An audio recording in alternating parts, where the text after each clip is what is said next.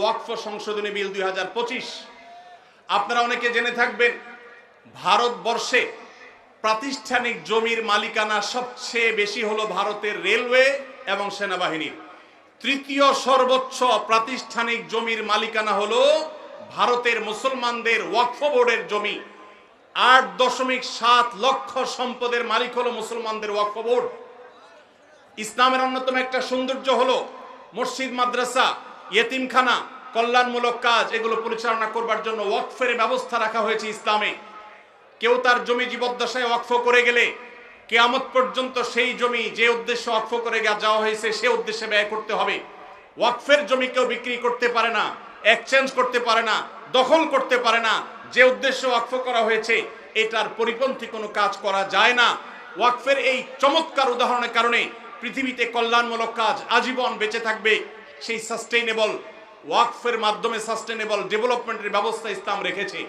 ভারতবর্ষে মুসলমানদের শত শত বছর চলে আসা 8.7 লক্ষ সম্পদ, যেটা টোটাল ভারতবর্ষে যত প্রাতিষ্ঠানিক সম্পদ আছে এর মধ্যে তৃতীয় সর্বোচ্চ। সেই সম্পদ আজ ভারতের হিন্দুত্ববাদীরা গ্রাস করবার জন্য নতুন করে সংসদে বিল তারা পাশ করেছে। আপনারা জানেন এই বিলে সুস্পষ্টভাবে বলা হয়েছে যে মুসলমানদের ওয়াকফ বোর্ড, যেটা নিতান্ত ইসলামিক একটা বিষয়, এটা এতদিন পর্যন্ত মুসলমানরাই পরিচালনা করে আসতো। এখন রাজ্য এবং কেন্দ্রীয় ওয়াকফ বোর্ডে দুজন অন্য ধর্মাবলম্বী অমুসলমান হিন্দু তাদেরকে বাধ্যতামূলকভাবে ওয়াকফ বোর্ডে অন্তর্ভুক্ত করার জন্য আইন করা হয়েছে। তার মানে মুসলমানদের মসজিদ পরিচালনার জন্য মুসলমানদেরকে ঢুকাইতে হবে কমিটিতে। এরকম ন্যাক্কারজনক, এরকম জঘন্য বিল আজকে তারা লোকসভায় পাশ করেছে।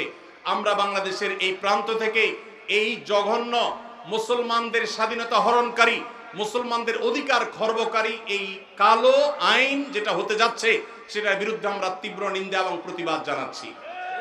ভাইরা আমার, আমাদের দেশে পান থেকে চুন খসলেই যারা সংখ্যালঘু অধিকার বলে চিৎকার চেঁচামেচি করে আর নিন্দা জ্ঞাপন করে, তারা যুগ যুগ ধরে যে মুসলমান নিধন করে আসছে সেখানে সামান্য একটু গোশত পাওয়া যাওয়ার কাল্পনিক অভিযোগের ভিত্তিতে দিন দুপুরে মানুষকে পিটিয়ে মেরে ফেলা হয়। হোলির রং গায়ে মাখতে না চাওয়ার কারণে দিন দুপুরে পিটিয়ে মানুষকে মেরে ফেলা হয়। তাদের উৎসবের নাম দিয়ে মুসলমানদের মসজিদগুলোকে ভাঙা হয় বুলডোজার দিয়ে। যেখানে 1000 বছরের পুরাতন বাবরি মসজিদ ভেঙে সেখানে রাম মন্দির নির্মাণ করা হয়। ওয়াকফ বোর্ডের উপরে কর্তৃত্ব প্রতিষ্ঠা করার মাধ্যমে মুসলমানদের লক্ষ লক্ষ সম্পদ, এটাকে হিন্দুরা তাদের মতো করে মসজিদ মাদ্রাসাগুলোতে আরো বহু রাম